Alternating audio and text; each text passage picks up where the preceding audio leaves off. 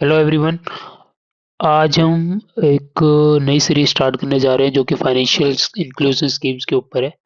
I humbly request you कि अगर आपके पास कोई भी ऐसे लोग हैं, आपके यहाँ कोई काम करने आता है, आपके लेबरर्स हैं, आपकी काम वाली बाई हैं, फूड वेंडर्स हैं, ठीक है, आप प्लीज़ उन सब लोगों को ये सारी वीडियोस ले जाके दिखाइए जो फाइनेंशियल इंक्लूजन स्कीम्स वाली हैं, क्योंकि बहुत से लोगों के इनके उनके बेनिफिट्स नहीं पता।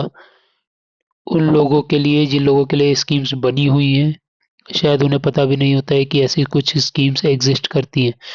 सो I humbly request you please to share this videos to those people. मैं इन स्लाइड्स में इंग्लिश यूज़ कर रहा हूँ, सो ज़्यादातर फूड वेंडर्स को शायद ये चीज़ें ना समझ में आए जो मैंने लिखी हुई हैं। हालांकि मैं बताने की पूरी कोशिश करूँगा कि इसमें मैंने क्या लिखा हुआ है हिंदी में, बट तब भी आप उनसे जाएं, कनेक्ट करें और उनको ये सारी चीज़ें बताएं, सो दैट वो भी इन चीज़ों का लाभ उठा पाएँ। ठीक है, so let's start. So financial inclusion schemes में हमारी जो पहली वीडियो है, ठीक है, हम जो पहली स्कीम अपनी उठा रहे हैं वो उठा रहे हैं अटल पेंशन योजना APY. So let's start with the video. देखिए, हम इन सब में नहीं घुसेंगे कि स्कीम कब स्टार्ट हुई, ठीक है, और है ना क्या क्या चीज़ें थी, किसने स्टार्ट की, किसने इनॉग्रेट किया, क्योंकि आई बिलीव वो सब इतनी यूजफुल नहीं है considering the perspective of benefit for the people. हमें सिर्फ ये जानना है कि रिक्वायरमेंट क्या है स्कीम की, है ना, क्यों बनी, किसके लिए बनी, सो दैट एक्चुअल जो इसके इसकी इसकी जो एक्चुअल यूजफुलनेस है वो पता चल सके लोगों को। तो सबसे पहले ये जो स्कीम है, ये अनऑर्गेनाइज सेक्टर वाले लोगों के लिए है। जैसा कि मैंने आपको बताया, आपके फ्रूट वेंडर्स, फूड वेंडर्स, आपके यहाँ कोई काम करने आता है, जिनकी कोई प्रॉपर सैलरी नहीं बंधी हुई है, जिनका खात सैलरी अकाउंट में नहीं आ रही है, ये सारी चीज़ें, जिनका कोई एम्प्लॉयर नहीं है ना, गिग बेस्ड इकोनॉमी में वो लोग काम कर रहे हैं, तो इन सब लोगों के लिए ये स्कीम बनी हुई है। ठीक है, तो इस स्कीम की रिक्वायरमेंट क्यों पड़ी?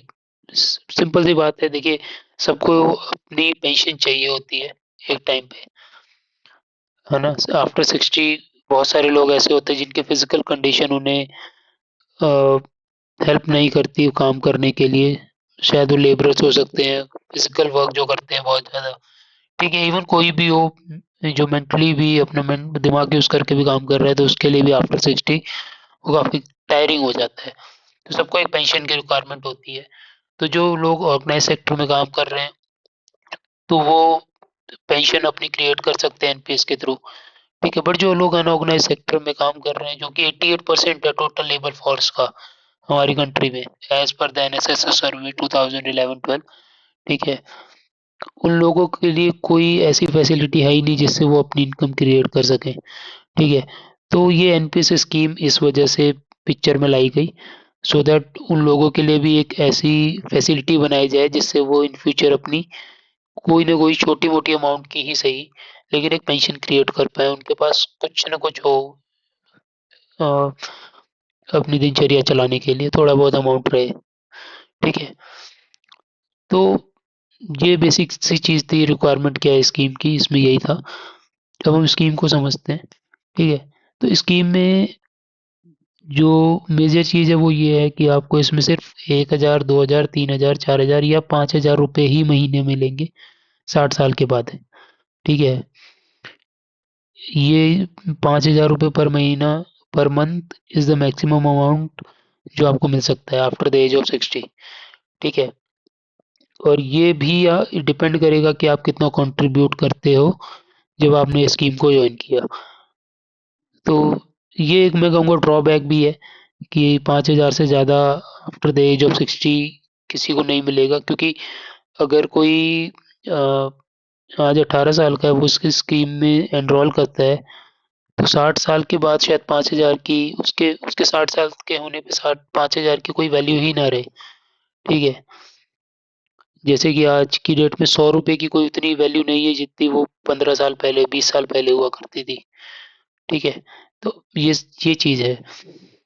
हालांकि इसमें जो पेंशन आपकी डिसाइड होगी वो आपके कंट्रीब्यूशन, आप कितना कंट्रीब्यूट करते हो मंथली, ठीक है, आपने कितने टाइम पीरियड तक कंट्रीब्यूट किया वो आपकी पेंशन डिसाइड करेगी, जो कि हम आगे आगे आने वाली स्लाइड्स में देखेंगे वो कितना होगा। बट इस स्कीम में जो एक अच्छी बात है कि इसको पीएफआरडीए मैनेज कर रहा है। पीएफआरडीए सेम ऑर्गेनाइजेशन है, या आप कह सकते हैं सेम अथॉरिटी है जो कि एनपीएस मैनेज करती है, जो कि ऑर्गेनाइज सेक्टर के भी पेंशन स्कीम्स को मैनेज करती है। तो ये एक अच्छी चीज़ है कि जो आपका एनपीएस का पैसा होगा वो it will be in good hands. ठीक है, तो आगे बढ़ते हैं। अब यहाँ पे एलिजिबिलिटी है, आपको अगर इस स्कीम में खुद को एनरोल करना है वो ये है कि आपकी एज कम से कम 18 साल की होनी चाहिए, ज़्यादा से ज़्यादा आप 40 साल के होनी चाहिए, और आप क्या नाम है, किसी भी इनकम टैक्स आप नहीं पे करने चाहिए। आप अगर इनकम टैक्स पेयर हैं तो आप इस स्कीम में पार्टिसिपेट नहीं कर सकते हैं। ठीक है, वो आपके लिए एनपीएस स्कीम अलग से बनाई गई है, आप उसमें जाके एनरोल करा सकते हैं। तो सिंपल सी बात है कि अगर कोई 40 की एज में भी इसमें एनरोल करेगा तो उसको कम से कम तो 20 साल का उसे कंट्रीब्यूशन देना ही पड़ेगा इस स्कीम में, तब जाके 60 ईयर्स पे उसको कुछ मिल पाएगा। तो जितना लेट आप स्टार्ट करेंगे उतना आपको ज़्यादा कंट्रीब्यूशन देना पड़ेगा। ये चीज़ भी बहुत ऑब्वियस है कि अगर किसी ने 18 साल की उम्र में कंट्रीब्यूशन देना स्टार्ट किया और उसको 5,000 पर मंथ मिलने वाले हैं 60 साल बाद, और वही चीज़ अगर किसी ने 40 साल की उम्र में स्टार्ट की तो 40 साल की उम्र वाले की जो कंट्रीब्यूशन होगी वो ज़्यादा होगी। ठीक है, हालांकि इस पे हम बात करेंगे, जो पूरा फ्रेमवर्क है, टेबल्स हैं, इससे रिलेटेड हम आगे उस पर डिस्कशन करेंगे।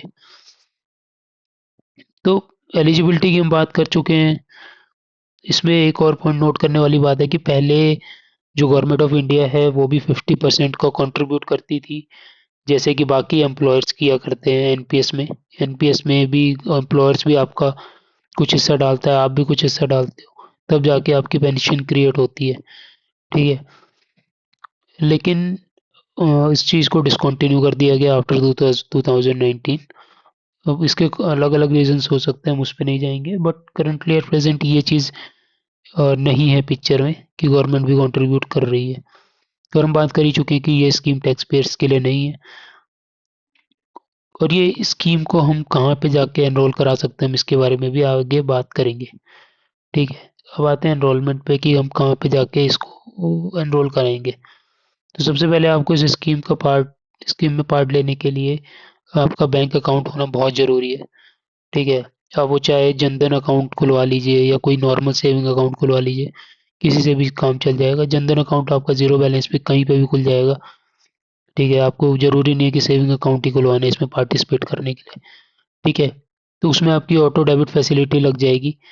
ऑटो डेबिट फैसिलिटी का मतलब कि हर महीने एक ही तारीख एक किसी पर्टिकुलर तारीख को आपके जितना आपने कंट्रीब्यूशन चूज़ किया है, जितना आपने देने का चूज़ किया है वो उसमें से डिडक्ट हो जाएगा।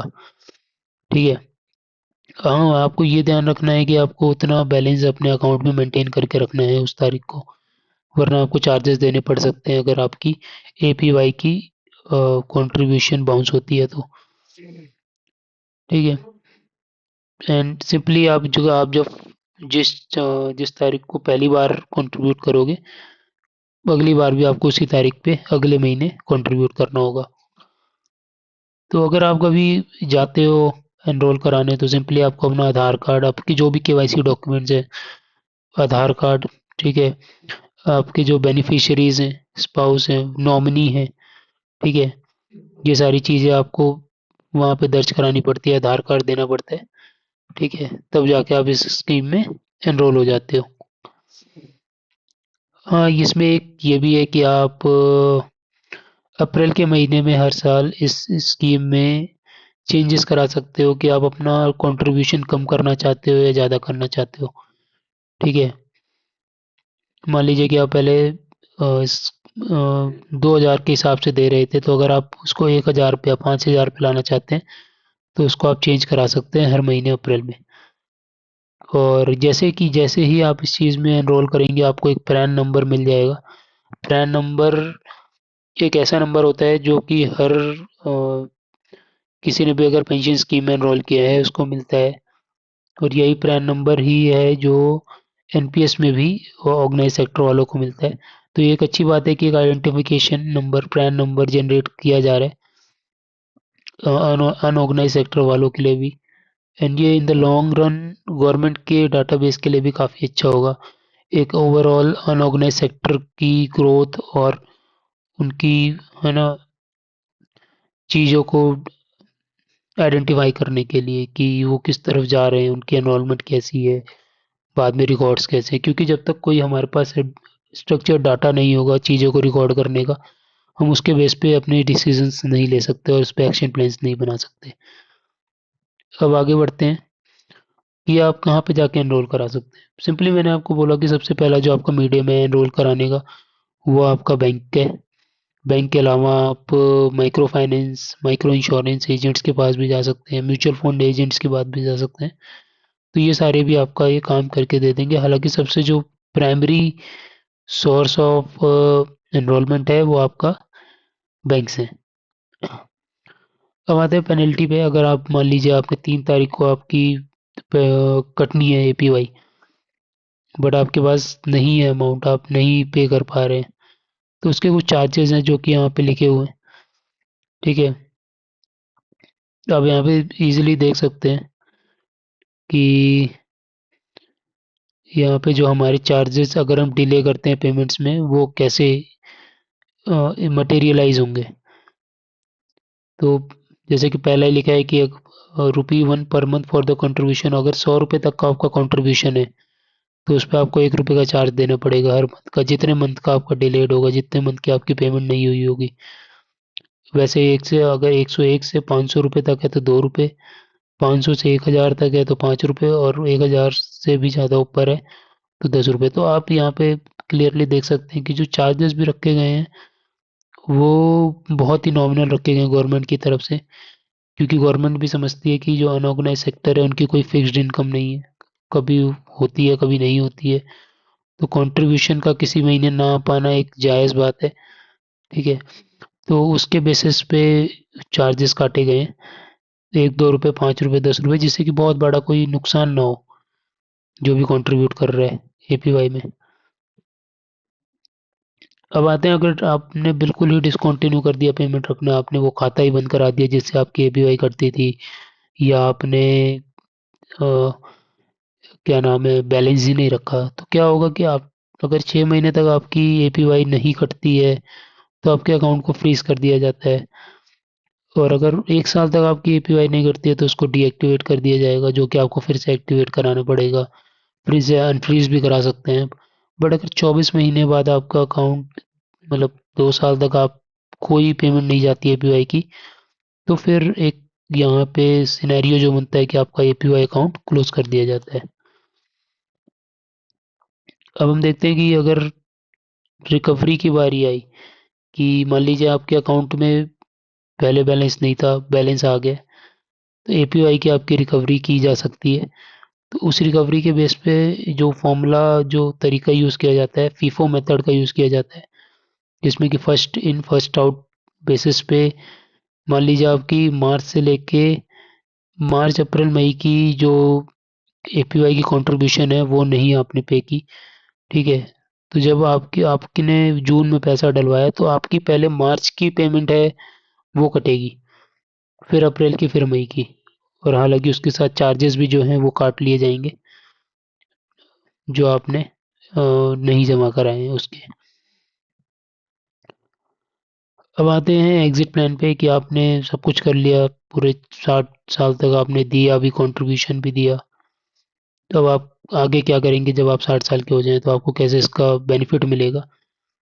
तो जो सब्सक्राइबर है वो सबमिट करेगा रिक्वेस्ट बैंक के पास कि भैया हमें जो हमारी अमाउंट है, गारंटीड मंथली पेंशन है, वो आप निकलवा के दीजिए। रिक्वेस्ट देगा एक। एक ये चीज़ है कि जो एनपीएस है उसमें टायर 1 टायर 2 करके सिस्टम होता है, जिसमें कि आप पहले भी पैसे निकाल सकते हैं अपने। लेकिन एपीवाई में ऐसा कुछ भी नहीं है। ठीक है, हाँ, हालांकि अगर जो कंट्रीब्यूट कर रहा है वही नहीं रहे तो फिर उस केस में पैसे को निकालने की परमिशन दे दी जाती है। अगर जो बेनिफिशियरी है उसकी डेथ हो जाए, या जो, है ना, जो कंट्रीब्यूशन कर रहा था उसकी ही डेथ हो जाए, तो फिर या उसको कोई बहुत बड़ी बीमारी हो जाए तो फिर उस केस में पैसे को निकालने की वो दे दी जाती है। अब हम आते हैं कंट्रीब्यूशन टेबल्स पे। कंट्रीब्यूशन टेबल्स में आप सिंपली देख सकते हो कि अगर आपको 1,000 रुपये पर मंथ 60 साल के बाद चाहिए तो आपको 18 साल की उम्र से अगर आप देना चालू करते हो तो आपको 42 साल देने हैं, तो आपको 42 रुपये हर महीने देने हैं। ठीक है, तो आप ये देख सकते हो कि ये पूरी चार्ट है। तो ये चार्ट मैं आपको स्क्रीन पे सारे दिखा देता हूँ, एक एक बोलने का कोई फ़ायदा नहीं, आप स्क्रीनशॉट ले सकते हैं, या आप समझाने को किसी अगर आप किसी भी अपने आसपास वालों को समझा रहे हैं तो इस चार्ट का स्क्रीनशॉट लेके पॉज करके वीडियो को समझा सकते हैं। सिमिलरली हम ये 2,000 वालों का, ये 3,000 वालों का, 4,000 और ये 5,000। तो इसी तरीके से ये हमारी एपीवाई स्कीम थी पूरी की पूरी, जो कि काफ़ी सिंपल सी स्कीम है लोगों के लिए। बस ये है कि लोगों को इसमें थोड़ा सा संभल के चलना है कि वो अपनी प्रॉपर टाइम पे कंट्रीब्यूशन देते रहें। और ओवरऑल देखा जाए तो जो लोग बहुत ही निचले तबके से आते हैं, जो बहुत ही छोटा छोटा काम करते हैं, ठीक है, जिनकी कोई फिक्स इनकम नहीं है, उन सब लोगों के लिए ये स्कीम परफेक्ट है। ठीक है, वो कहीं ना कहीं एक अपना धीरे धीरे करके ही सही, लेकिन एक अपनी पेंशन क्रिएट कर सकते हैं। आप सभी जानते हैं कि पेंशन का हमारी कंट्री में कितना बड़ा रोल है। गवर्नमेंट जॉब्स को प्रेफर करने का भी लोगों का एक रीज़न होता है कि वहाँ पे पेंशन मिलती है। So kindly share this video to all the people जिनको इसकी एक्चुअल में रिक्वायरमेंट है। आप लोगों को बोलिए कि वो एपीवाई में एटलीस्ट अपने एक पेंशन बना के चले। ठीक है, सो दैट इन फ्यूचर अगर उनके पास कोई नहीं भी है फॉर देयर सपोर्ट, तो उनके पास कुछ ऐसा छोटा सा अमाउंट हो कि वो अपनी ज़िंदगी जी सकें अपने रिटायरमेंट के बाद भी। So thank you so much for listening.